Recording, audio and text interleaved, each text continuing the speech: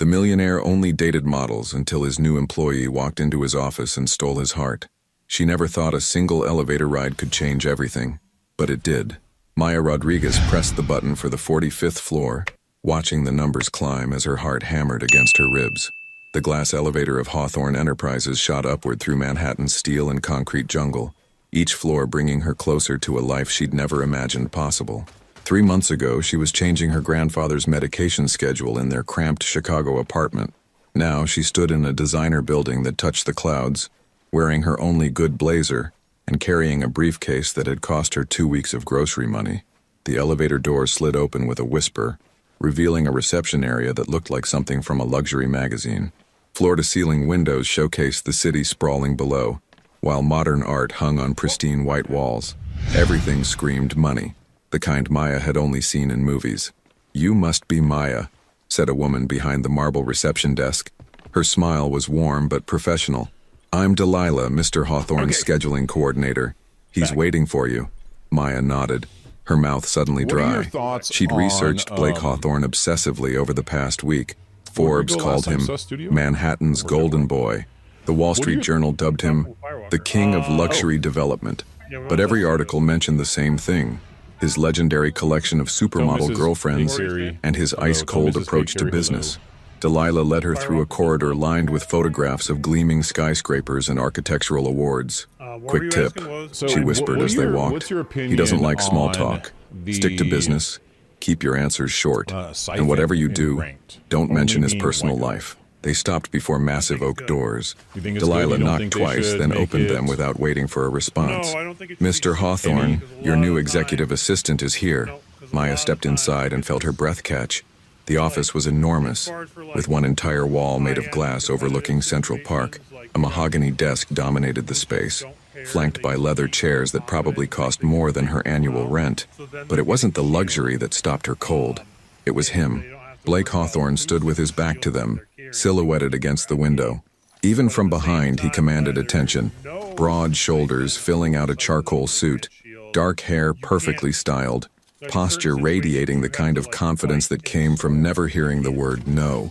When he turned around, Maya understood why supermodels lined up for his attention. Sharp jawline, steel gray eyes, features that belonged on magazine covers. But there was something else in those eyes. Something cold and calculating that made her straighten her spine instinctively. "Maya Rodriguez," he said, not bothering with pleasantries. His voice was deep, commanding. "Chicago State University, Business Administration. 3 years at Morrison & Associates, 2 years freelance consulting. Impressive references, though your employment history is fragmented." Maya lifted her chin. She'd expected this question. "I cared for my grandfather who had dementia. My priorities were exactly where they needed to be." Something flickered across his face. Surprise, maybe. Most people apologized when questioned about their resume. "Sit." She took the chair across from his desk, noting how he studied her with the intensity of someone evaluating a business deal. His fingers drummed against the mahogany surface, the only sign that he wasn't as controlled as he appeared. "Your job is simple," he continued. "Manage my schedule, screen my calls, handle correspondence, and coordinate with my department heads. I work long hours. I expect the same from my staff. I don't tolerate mistakes, excuses, or personal drama bleeding into professional space." "Understood. Good." He slid a thick folder across the desk. "These are the pending contracts for our Tribeca project. I need summaries on my desk by tomorrow morning. Meeting notes are in the blue folder, expense reports in the red. Questions?" Maya glanced at the mountain of paperwork. Any normal person would feel overwhelmed. Instead, she felt energized. After months of uncertainty, she finally had something concrete to sink her teeth into. "Just one," she said, meeting his gaze steadily. "Do you prefer your coffee black, or should I learn your usual order?" For the first time since she'd walked in, Blake Hawthorne looked genuinely surprised. "You don't know? Should I?" A smile ghosted across his lips, so brief she almost missed it. "Black, 2 sugars. And Maya?" He leaned back in his chair, studying her with new interest. "Most people spend their first meeting trying to impress me with how much they know about my personal life. I'm not most people." The words hung in the air between them. Something shifted in his expression, curiosity replacing calculation. For a moment, Maya forgot about the intimidating office and the billionaire reputation. She just saw a man who looked like he'd forgotten what it felt like to be surprised. "No," he said quietly. "I don't think you are."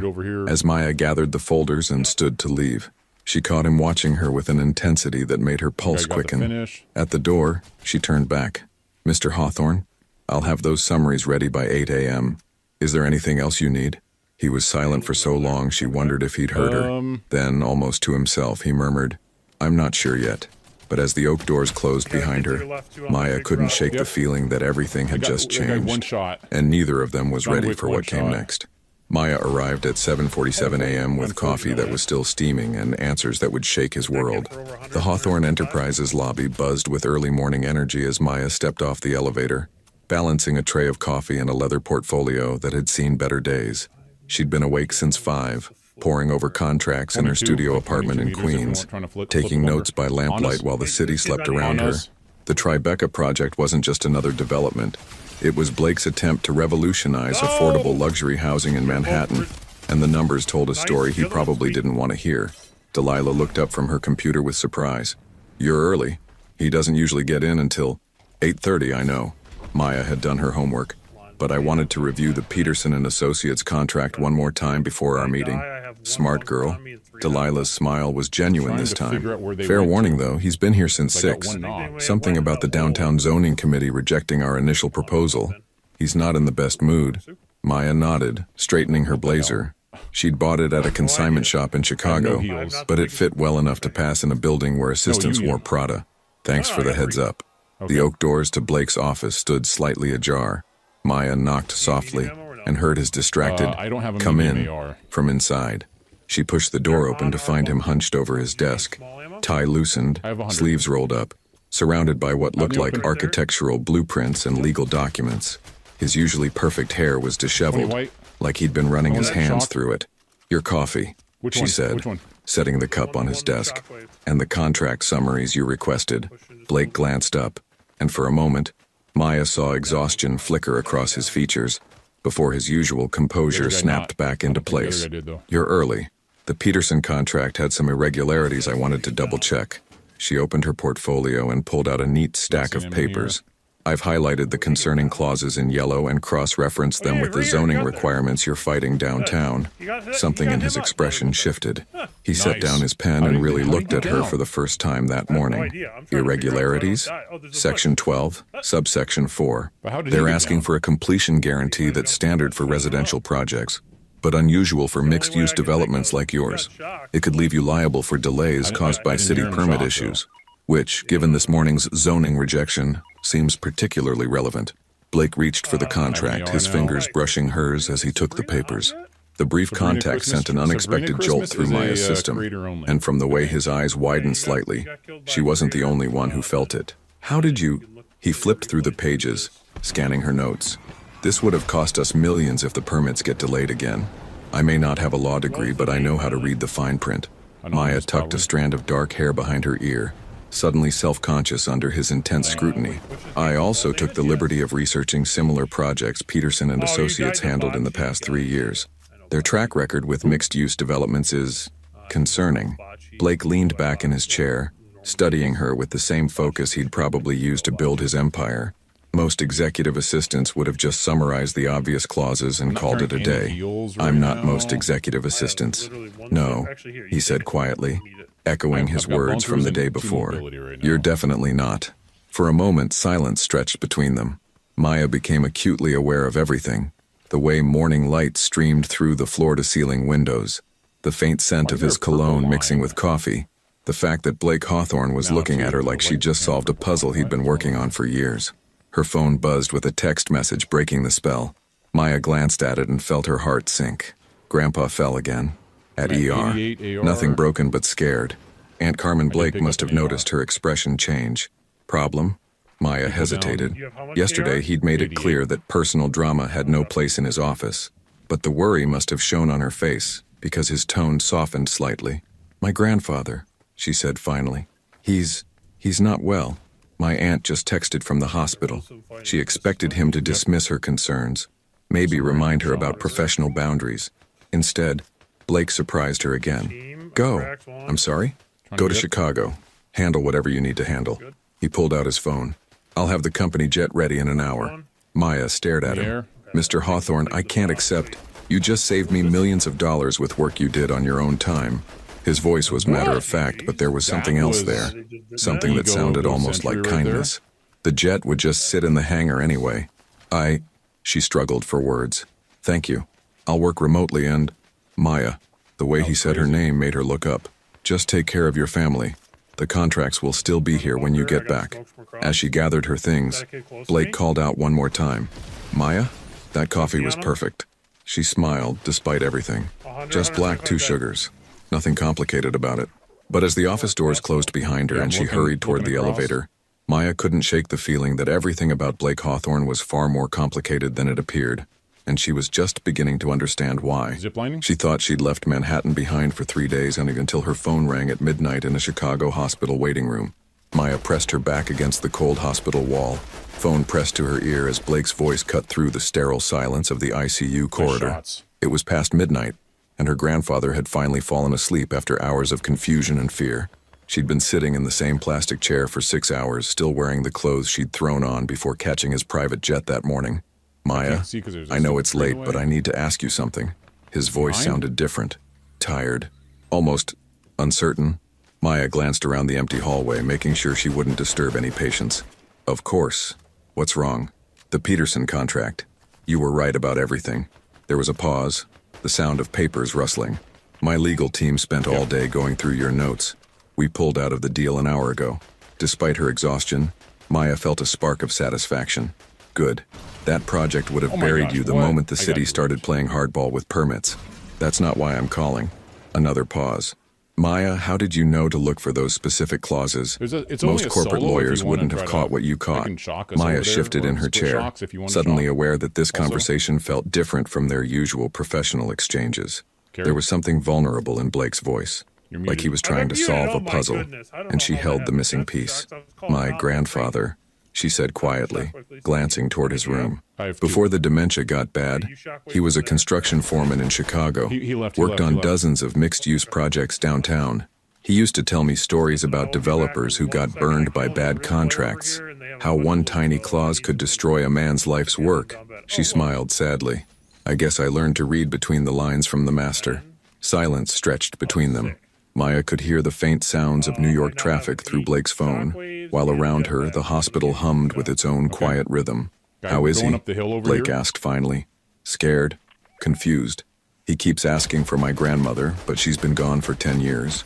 Maya's voice caught slightly. Some days he remembers me. Today he thought I was a nurse. I'm sorry. The simple words, spoken with genuine feeling, nearly undid her. Maya had expected professional courtesy, maybe impatience about when she'd return to work.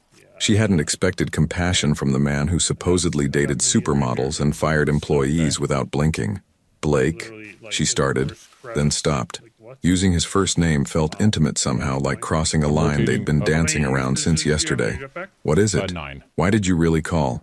It's midnight, and you could have told me about Peterson tomorrow. Another long pause. Maya could practically hear him thinking, weighing his words. I was working late going through your research on the Tribeca project. You've been here 2 days, Maya. 2 days. And you understand my business better than advisors I've paid 6 figures to retain. His voice dropped lower. I wanted to know how, and I wanted to make sure you were okay. Something warm unfurled in Maya's chest. She'd spent years being invisible. The granddaughter who sacrificed her 20s for family duty. The temp worker who blended into the background. The woman men looked through rather than at. Blake Hawthorne saw her. I'm okay, she said softly. Just tired. When are you coming back? Tomorrow afternoon. If the doctors say Grandpa's stable, Aunt Carmen can take over from there. Maya. Her name sounded different when he said it like that. Rougher somehow. Take the time you need. I meant what I said about family coming first. Since when does Blake Hawthorne put family before business? The question slipped out before she could stop it.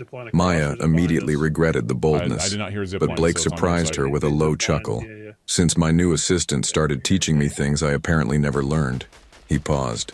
Get some sleep, Maya. We'll talk when you get back. Blake, wait. She stood up, suddenly needing to say something before he hung up. Thank you. For the jet, for understanding, for... She struggled to find the right words. For calling just to check on me. I can't remember the last time someone did that. Maya? His voice was quiet, almost gentle. Yeah? I can't remember the last time I wanted to. The line went dead, leaving Maya staring at her phone in the fluorescent-lit hallway. Through the window, Chicago's skyline glittered in the distance, but all she could think about was a certain billionaire 3 states away who was turning out to be nothing like the man she'd read about in magazines. Down the hall, a nurse walked quietly past, checking on sleeping patients. Maya returned to her plastic chair and closed her eyes, but sleep wouldn't come. Instead, she found herself wondering what Blake was doing right now, alone in his Manhattan penthouse, and why the thought of seeing him again tomorrow made her heart race in ways that had nothing to do with work. But some questions were dangerous to answer, especially when the man asking them could change everything with a single phone call.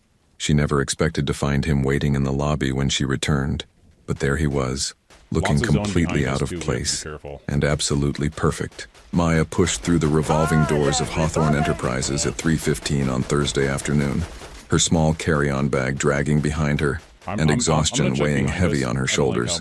The trip to Chicago had drained more than just her energy.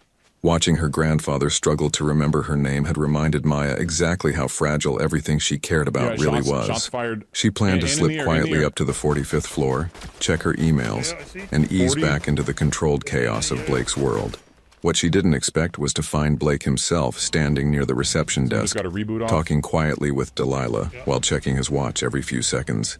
When he spotted her, something shifted in his expression.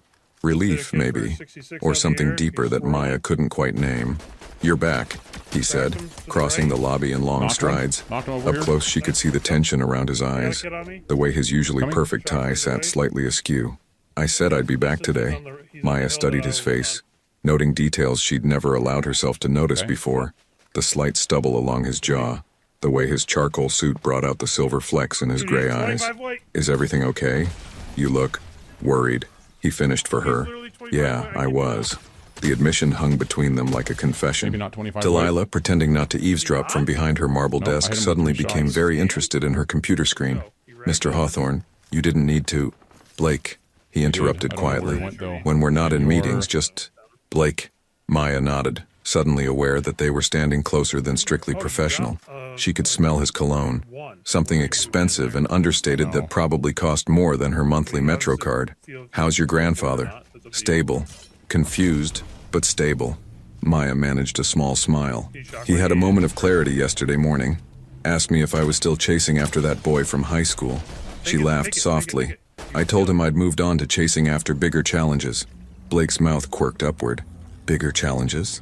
Billionaire bosses with commitment issues and too much pride for their own good. The words slipped out before Maya could stop them. For a moment, Blake just stared at her, and Maya was certain she'd crossed a line that would cost her this job she desperately needed. Then he laughed. Oh my gosh. Actually laughed.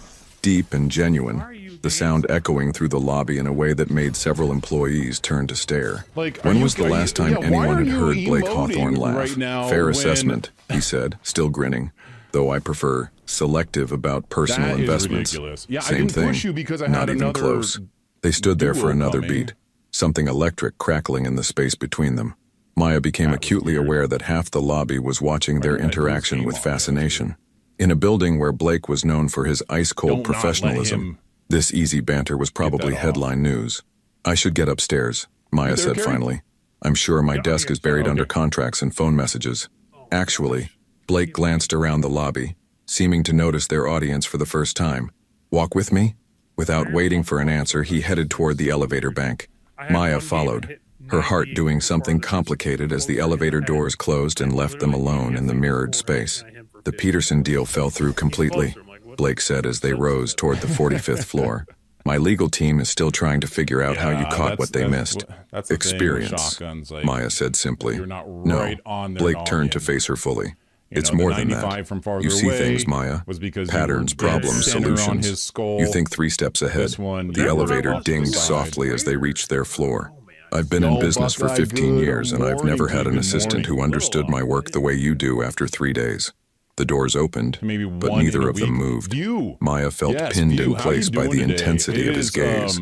Blake, Yes, I know it this is complicates 100% things, he sweaty said quietly. players. I know there are rules We about just wanna know, workplace like, relationships, what my power theory dynamics, is all on of why it. this But I is the can't case. stop thinking about our conversation last night, I have two about how theories, you make basically. me want to be better than I am. Maya's breath caught.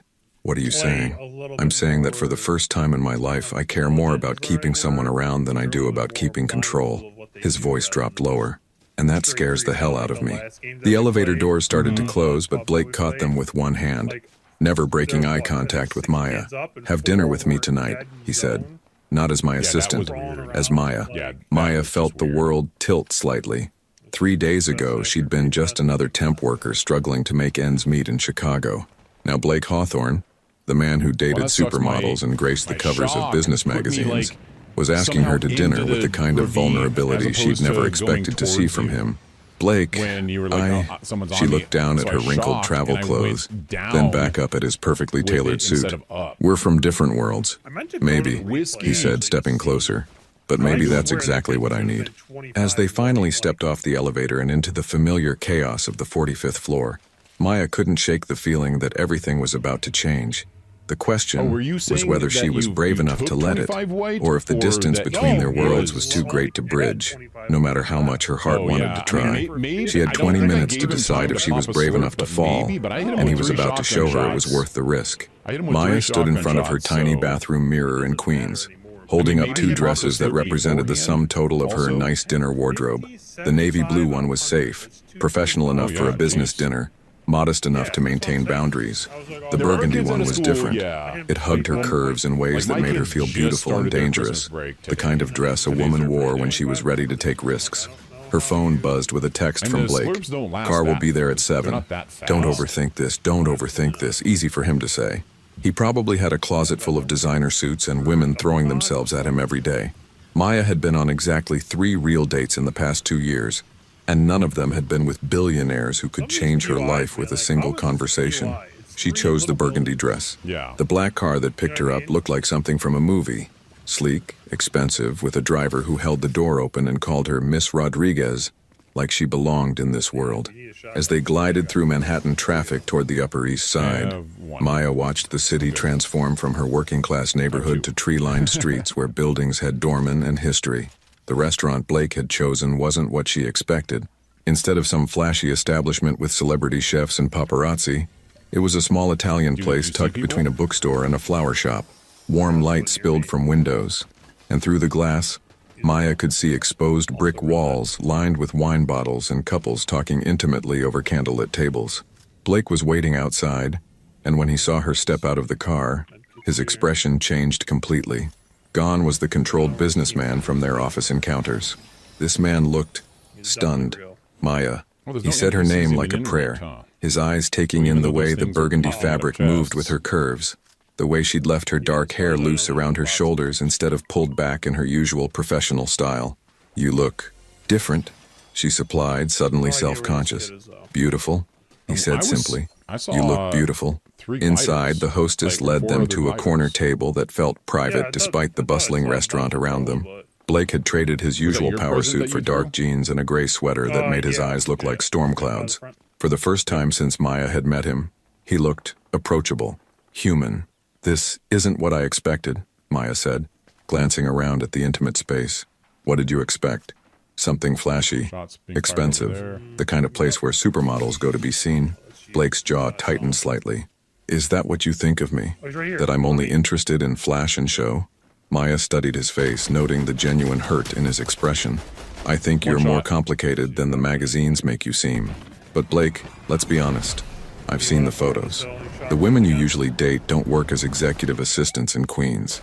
The women I usually date, Blake said carefully, don't challenge me to be better than I am.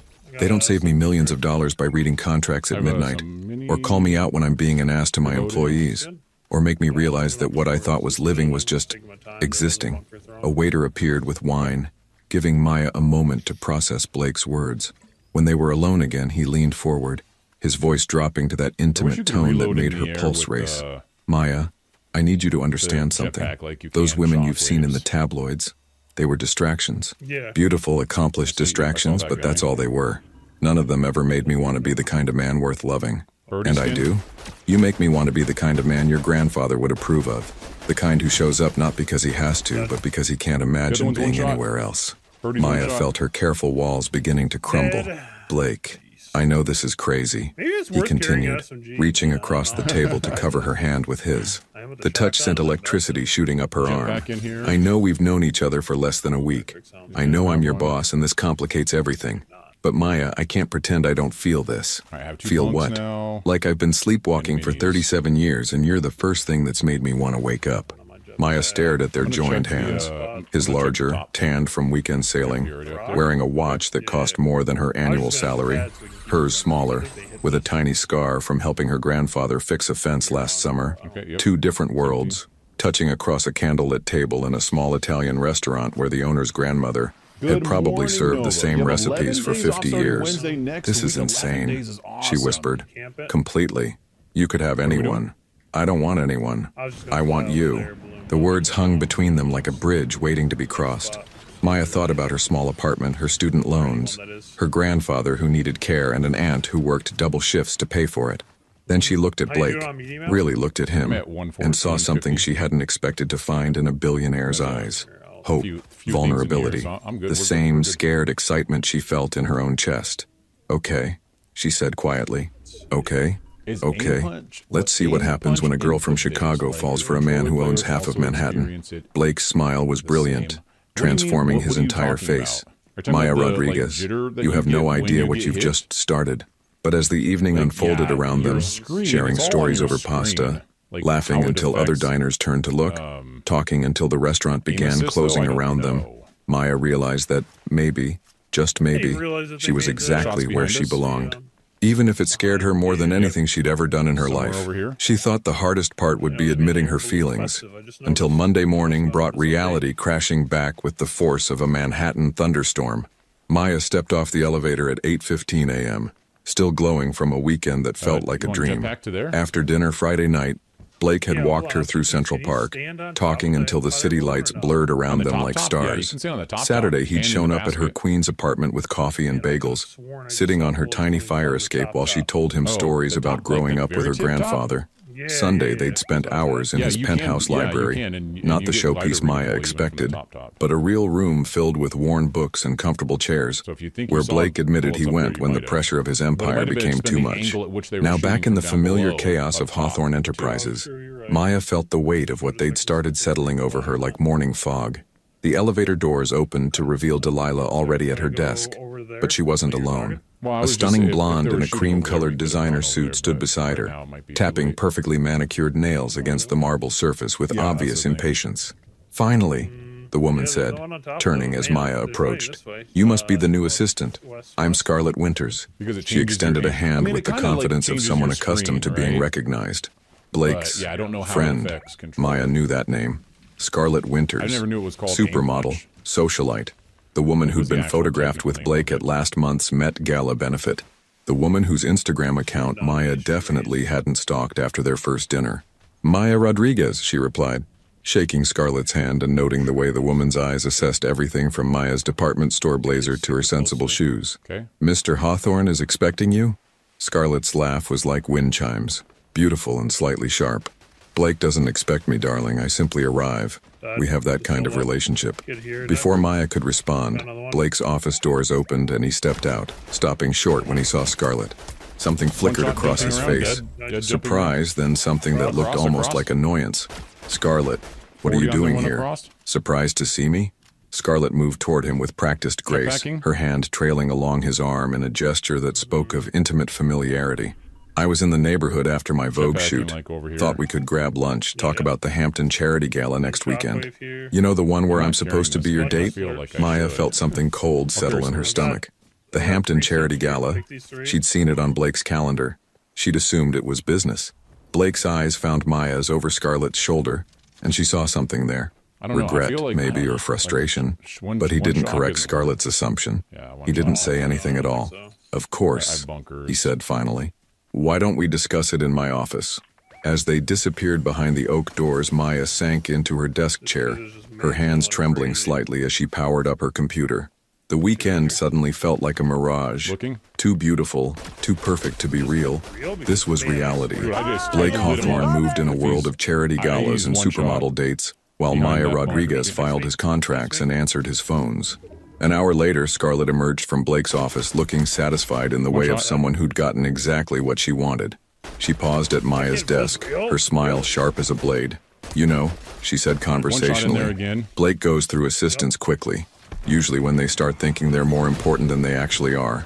Her voice was sugar-sweet, but her eyes were cold. Just some friendly advice. Maya lifted her chin, meeting Scarlett's gaze steadily. "Thank you for the concern. I'll keep that in mind." After Scarlett left, the office felt different, charged with tension that made Maya's skin crawl. When Blake emerged an hour later, he looked like the controlled businessman she'd first met, all traces of the vulnerable man from the weekend carefully locked away. "Maya, could I see you in my office?" She followed him inside, noting how he didn't quite meet her eyes as he closed the door.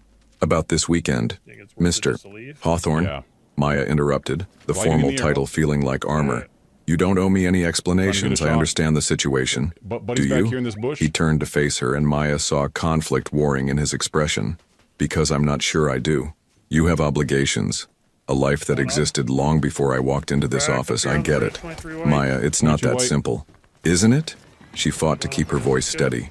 "Blake, what happened this weekend was wonderful, but maybe Scarlett is right. Maybe I was thinking I was more important than I actually am." Blake's jaw tightened. "She said that to you? It doesn't matter what she said?" Maya straightened her shoulders. "What matters is that you have a charity gala to attend with a beautiful woman who fits into your world perfectly, and I have contracts to review and phones to answer. Maya, I need to get back to work, Mr. Hawthorne. The Peterson replacement contracts are on your desk, and you have a conference call with the zoning committee at 2. For a moment, Blake just stared at her, and Maya saw something that looked like pain flash across his features. Then his professional mask slipped back into place. "Of course. Thank you, Miss Rodriguez." As Maya returned to her desk, she told herself this was better, cleaner. Professional relationships stayed professional, and hearts stayed protected.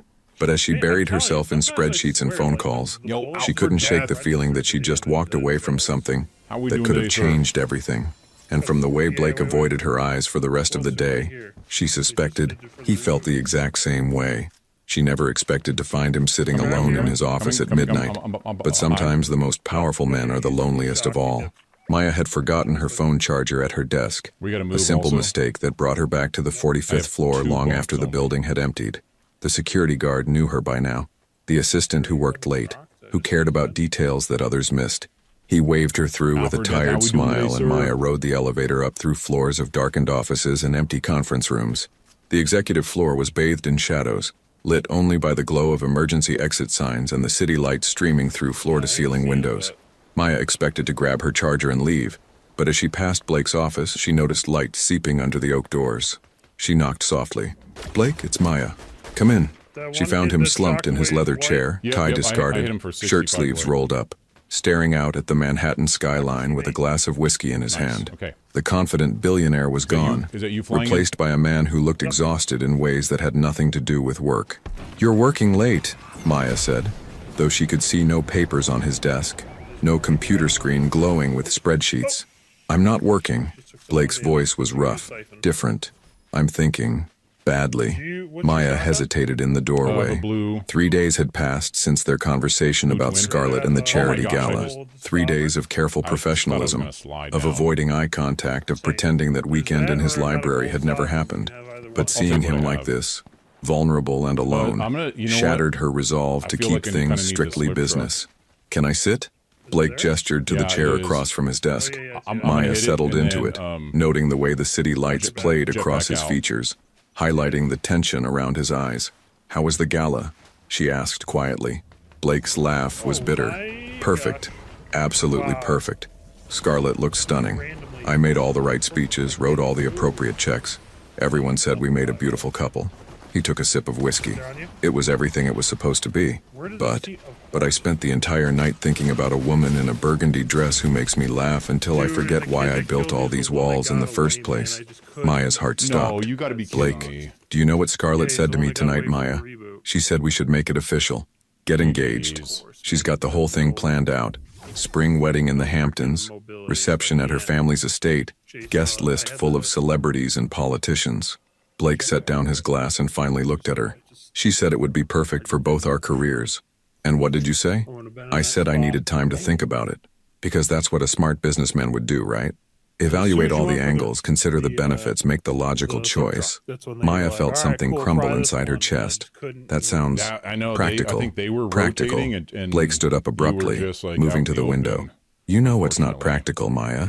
The fact that I can't get through a board meeting without wondering what you'd think of the proposed budget, or that I've started drinking coffee black because it reminds me of making it for you, or that I haven't been able to sleep properly since Monday because I keep thinking about how you looked when you called me Mr. Hawthorne and put those walls back up between us. Maya stood too, her hands trembling slightly. Blake, you don't understand. Scarlett was right about one thing. I don't belong in your world. I can't compete with charity galas and designer gowns and family estates in the Hamptons. Compete? Blake turned from the window, his eyes intense. Maya, you're not competing with anyone. You've already won. Won what? Everything that matters. He moved closer, close enough that Maya could smell his cologne, see the sincerity in his expression. You won my respect when you saved me from that Peterson disaster. You won my trust when you called me out for being an ass to my employees. And you won my heart when you sat on your fire escape eating bagels and told me about your grandfather's stories. Tears pricked at Maya's eyes. But she's perfect for you. She understands your world, knows how to be the kind of woman a man like you needs. A man like me needs someone who sees him as just a man, not a bank account or a trophy or a business opportunity. Blake reached out, his fingers gently touching her chin. Maya, I've been living in a glass tower for so long I forgot what it felt like to be real. You make me real. This is crazy, Maya whispered, but she didn't pull away from his touch. The craziest thing I've ever done, and the only thing that's ever felt completely right. Maya searched his face looking for doubt, for the careful calculation she'd seen him use in business deals, but all she saw was raw honesty and a vulnerability that took her breath away.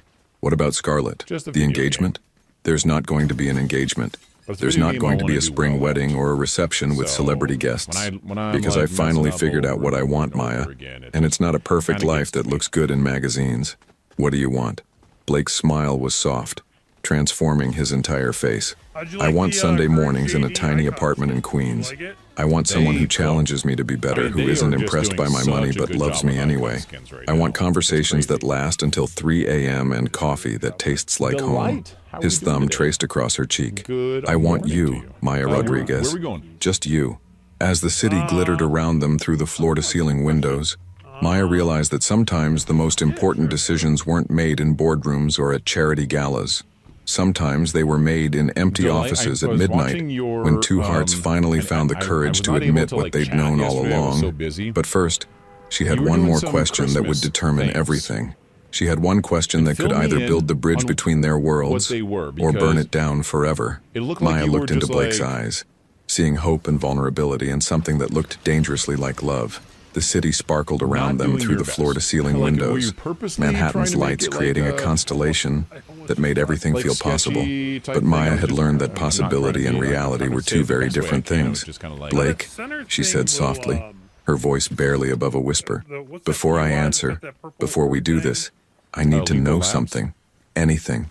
When you wake up tomorrow morning in your penthouse and I wake up in my studio apartment in Queens, when you're in board meetings with people who own islands, and I'm taking the subway because I can't afford a cab, when your world expects you to be with someone like Scarlett, someone who fits. Maya took a shaky breath. Will you still want this? Will you still want me? Blake was quiet for so long that Maya began to think she'd pushed too hard, asked for promises no one could make. Then he stepped back, running his hands through his dark hair, and Maya's heart sank. You want to know if I'll get tired of slumming it with the assistant from Chicago? He said. And there was something raw in his voice. That's not what I... It is, though. Blake turned to face the window, his reflection ghost-like in the glass. You want to know if this is real? Or if you're just my quarter-life crisis? If I'll wake up in 6 months and decide I miss the simplicity of dating women who don't challenge me. Maya felt tears prick her eyes. Blake, I'm sorry, I didn't mean... You meant exactly what you said. And you have every right to ask. Blake turned back to her, and Maya was shocked to see tears in his own eyes. Maya, Do you know why I really started dating models and socialites? She shook her head. Because they were safe, beautiful, accomplished, but safe. They wanted what I could give them. Money, status, connections, but they never wanted me. Not really. Not the man who still calls his mother in Texas every Sunday, or who reads poetry when he can't sleep, or who's terrified that everything he's built is just an elaborate way to avoid dealing with the fact that his father died thinking Blake wasn't good enough. Maya's breath caught. Blake, you want to know if I'll still want you tomorrow?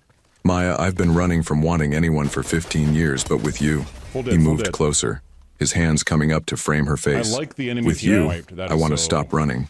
I want to build something real with someone who sees me, all of me, and chooses to stay anyway.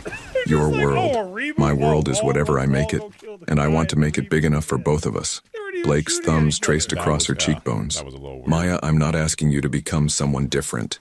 I'm asking you to help me become the man I want to be, the man who deserves you. Maya searched his face, looking for doubt, for the careful distance she'd seen him maintain with everyone else. But all she saw was openness, vulnerability, and a love so fierce it took her breath away. What about the business dinners, the charity events, all those people who expect Blake Hawthorne to show up with someone like Scarlett? Blake's smile was soft, transforming his entire face. Let them expect. Maya, I've spent my entire adult life living up to other people's expectations. For the first time, I want to live up to yours. My expectations? Be a good man. Be honest. Show up when it matters. Love with everything I have. His voice dropped to a whisper. Think you can help me with that? Maya felt the last of her walls crumble. This man, this brilliant, complicated, wounded man, wasn't asking her to change for his world. He was asking her to help him change his world for them. What if we fail? She whispered. Then we fail together. But Maya, Blake leaned his forehead against hers. What if we don't? What if we build something beautiful and real and lasting? What if love really is enough? Standing there in his empty office, surrounded by the symbols of his success but holding on to the one thing that actually mattered, Maya realized that some questions didn't need answers. They needed faith. Okay, she breathed. Okay. Let's find out what happens when a girl from Chicago and a billionaire from Manhattan decide to rewrite the rules. Maya rose on her tiptoes, her lips inches from his. But Blake, I'm keeping my apartment in Queens, at least for now. Blake's laugh was pure joy, the sound echoing through the empty office like a promise. Wouldn't have it any other way. As he kissed her finally, soft and sweet and full of possibility, Maya felt something shift in the universe around them. Maybe love couldn't solve everything. But as Blake held her against his chest and whispered her name like a prayer, she began to believe it could solve the things that mattered most. Outside, Manhattan glittered on, indifferent to the two hearts that had just decided to risk everything for the chance at forever. But inside that glass tower, surrounded by the evidence of Blake's empire, Maya and Blake held each other and made the kind of promises that had nothing to do with money or status or fitting in, and everything to do with choosing love, even when love chose to be complicated. She thought the hardest part was falling in love, until the whole world decided it had opinions about her heart. Maya stared at her phone screen in disbelief, her coffee growing cold on her tiny kitchen table as she scrolled through headlines that made her stomach churn. 3 weeks had passed since that night in Blake's office. 3 weeks of stolen moments and careful discretion. They'd been so cautious. Separate cars to restaurants, different elevators at work, weekend visits to her Queens apartment when the paparazzi were focused on more glamorous targets. But someone had been watching. Billionaire's shocking downgrade. Blake Hawthorne dumped supermodel for secretary. From runway to cubicle. Inside Blake Hawthorne's surprising romance. Gold digger or true love? The truth about Blake's mystery woman. The photos were everywhere. Blake leaving her building on Sunday morning, both of them laughing over coffee at their usual cafe in Queens, her getting out of his car outside Hawthorne Enterprises. In every shot, Maya looked normal. Pretty enough, but undeniably ordinary next to the women Blake had been photographed with before. Her phone buzzed with Blake's number. Maya, don't read any of it. Too late. She set down her phone, her hands shaking slightly. Blake, they're calling me a gold digger. They're saying I'm using you for your money, that you're having some kind of midlife crisis. I don't care what they're saying. Well, I do. The words came out sharper than she intended. These people don't know me, Blake. They don't know that I've never asked you for a single thing, that I tried to pay for my own dinner on our first date, that I insisted on keeping my apartment because I don't want to depend on anyone. Her voice broke slightly. They've already decided who I am. Careful of this Silence house. stretched between them. Yep. Maya could hear the sounds of Manhattan traffic through Blake's phone. The busy hum of a world that suddenly for felt 60? hostile and invasive. Where are you? Blake asked quietly. Another 20. Home. I have no I ammo called in left. I have sick. no ammo. I can't face the office today, Blake. I can't face Delilah's sympathetic looks or the other employees whispering about whether I'm sleeping my way to a promotion. Maya, listen to me. This will pass. In a week there will be some other scandal. Will it? Maya stood up, pacing her small living room. Blake, your ex-girlfriend is Scarlett Winters. Before her, it was that actress from the vampire movies. Guy Before just ran that, up the here. heiress who owns half of Rhode Island. And now it's Maya Rodriguez, the assistant from I have Queens whose 4 biggest bunks, no accomplishment heels. is a business degree from a state school. Maya, I need some air. I need to think. Don't go anywhere alone. The photographers, up top? will follow me to the grocery around? store now. Got it. Maya closed her eyes, feeling the weight of a life she'd never asked for pressing down on her shoulders. Blake, I love you, but I don't know if love is enough to survive this. She hung up before he could respond. An hour later, Marty McFly? Maya sat on a bench in the Marty small McFly, park near her apartment, Yeah, you- watching children play while their mothers chatted nearby. Normal people living normal lives, unburdened by tabloid headlines and public scrutiny. Her phone had been buzzing constantly, calls from numbers she didn't recognize, probably reporters looking for quotes about her minis, you said? whirlwind romance with Manhattan's most eligible bachelor. Toss me one. Thought I might find you here. Maya looked up to see Blake approaching, looking out of place in his expensive suit among the playground equipment and scattered toys. He sat down beside her, close enough that their shoulders touched. How did you know where to find me? You told me once that your grandfather used to bring you to parks like this when you were little. Said they made you feel grounded. Blake's voice was gentle. I figured you needed grounding today. They sat in comfortable silence for a moment, watching a little girl with pigtails Popping a navigate the big. monkey bars with fierce determination. Blake, Maya said finally, what if this doesn't work? What if the pressure, the constant here? scrutiny, Another big for the you? fact that everyone thinks I'm not good enough for you? What if it destroys what we have? Blake turned to face her fully. Right Maya, now, no, do you I'm remember what I carrying told you double about my mobility father? and She 4 nodded. bunkers. He died thinking I wasn't good enough. Not good enough to take over the know. family construction business. like I Not don't tough know. enough to handle the real world. Not smart enough to make something of myself. Blake's jaw tightened. I spent 15 years building an empire to prove him wrong. But you know what I realized? What? I was still letting other people decide my worth. The business magazines, the social elite, even Scarlett. They all had opinions about who Blake Hawthorne should be and what his life should look like. Blake took her hand, Knocked one? threading their fingers together. know Maya, where for the the cat first went time to. in my adult life, I don't care what anyone else thinks. I know who I am when I'm with you, and I know what we have is real. Tears blurred Maya's vision. But the headlines, the photos, the way they're talking about me, will stop mattering the moment you stop letting them define you. Blake lifted their joined hands, pressing a soft kiss to her knuckles. Maya, they can call you whatever they want. They can question your motives or your background or whether you're pretty enough to be photographed next to me, but they can't change the fact that you're the woman who saved my company millions of dollars, who challenges me to be better, who loves me not because of what I can give you, but because of who I am when I'm with you. Maya leaned against his shoulder, feeling some of the tension leave her body. This is going to be hard. Probably. But Maya, everything worth having is hard. Building my company was hard. Admitting I loved you was hard. Fighting for us is going to be hard too.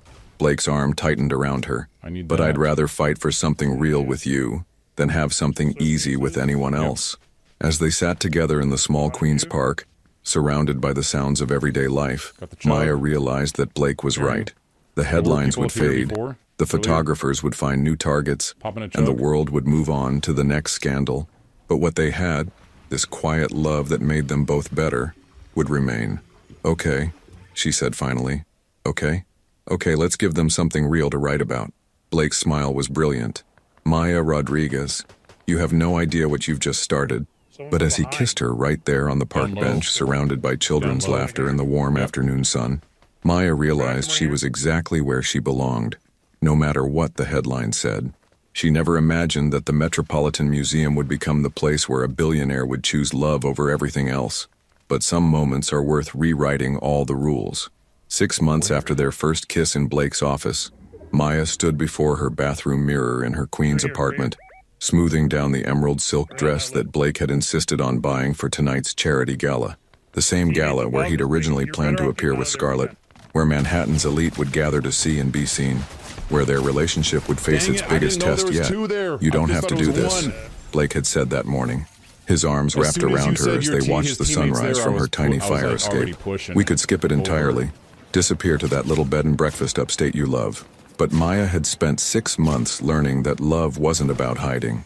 It was about standing together, especially when the world was watching.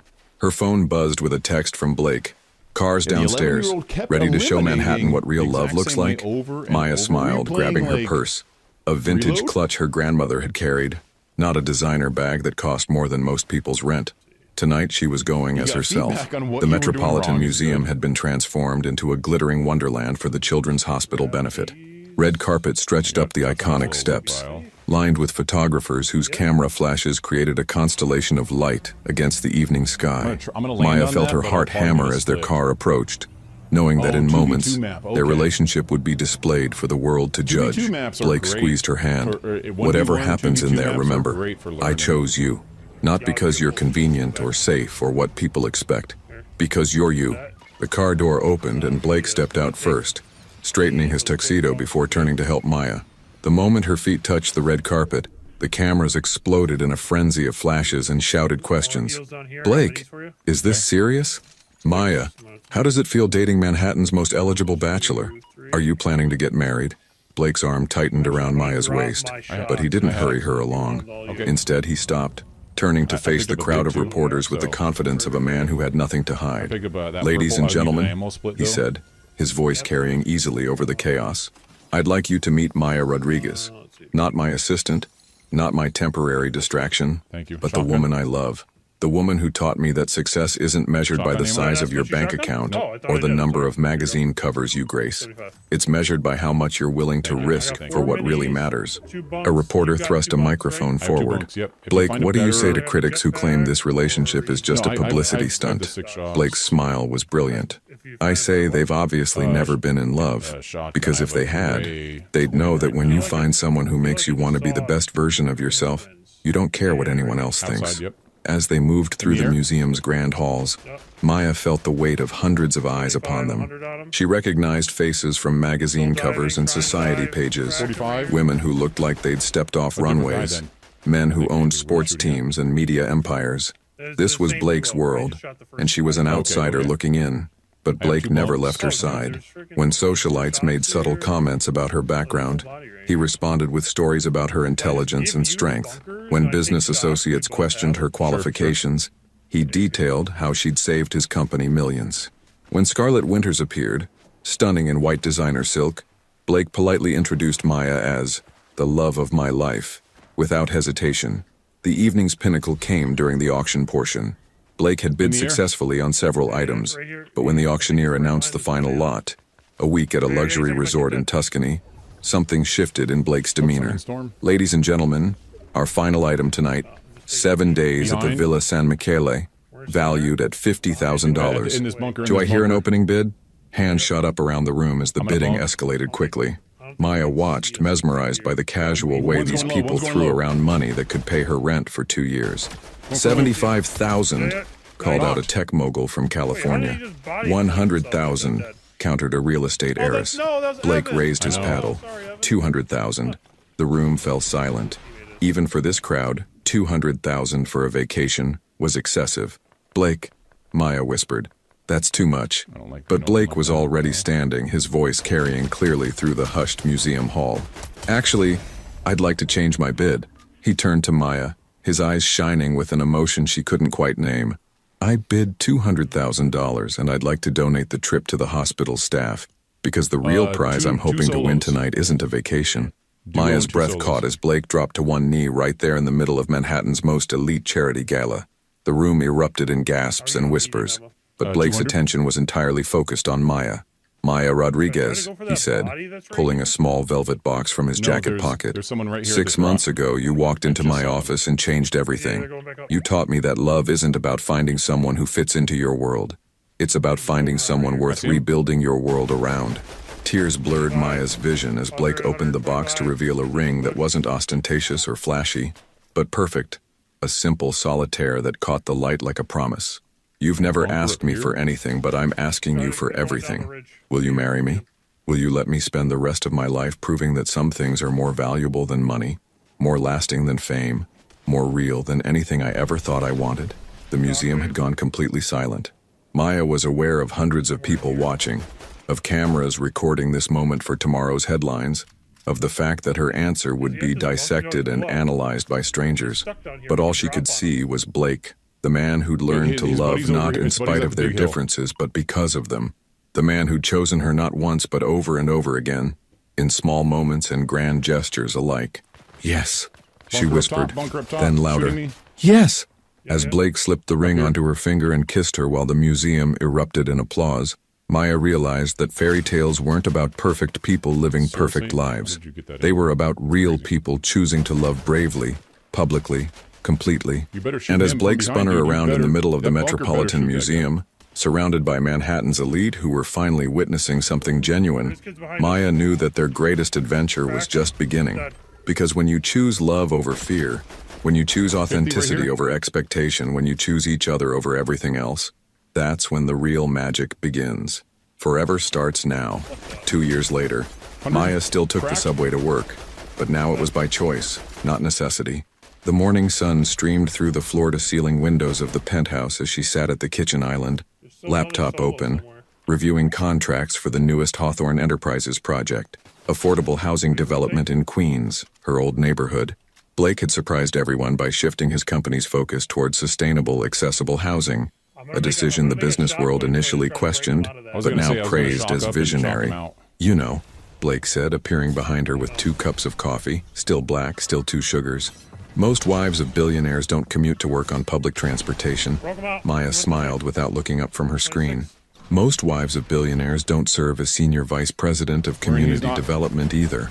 Blake set her coffee down and kissed the top of her head, his wedding ring catching the morning light. Their wedding had been small, a ceremony in the Queen's Park where they'd sat on that bench 2 years ago, surrounded by family and a handful of close friends. The media had expected a lavish affair at some exclusive venue, but Maya and Blake had learned that the most precious things in life were often the simplest. Speaking of which, Blake said, settling onto the stool beside her, the Rodriguez Community Center breaks ground next month.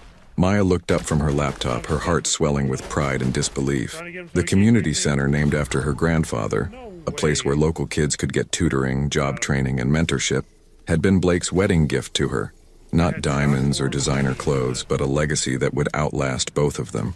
Grandpa would have loved this, she said softly. He would have loved seeing what his granddaughter accomplished.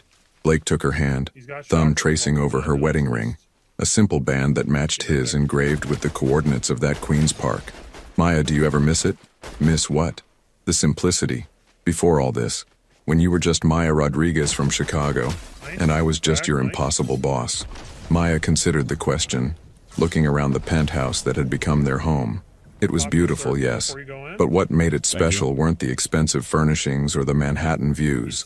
It was the photos from their Queen's Park wedding, the stack of Blake's poetry books next to her business journals, the coffee maker they'd bought together because Blake insisted on learning to make her coffee himself. Blake, you were never just my impossible boss, and I was never just Maya Rodriguez from Chicago. She leaned closer to him. We were always exactly who we are now. We just needed time to figure it out. Blake's smile was the same one that had made her heart skip beats in his office 2 years ago. But now it held something deeper.